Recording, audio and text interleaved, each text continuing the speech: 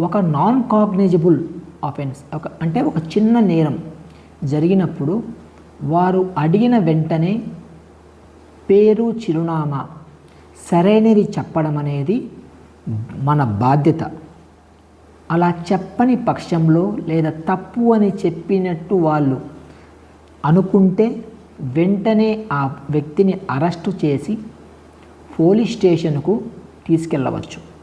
తీసుకెళ్ళిన తర్వాత అతను ఒకవేళ సరైన పేరు చిరునామా చెప్పితే అతన్ని దగ్గర బాండు తీసుకొని షూరిటీల మీద విడుదల చేయవచ్చు.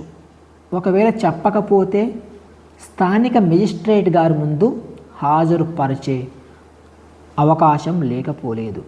కాబట్టి పోలీసు వారు ఉండేది మన శాంతి భద్రతల కోసం కాబట్టి వారికి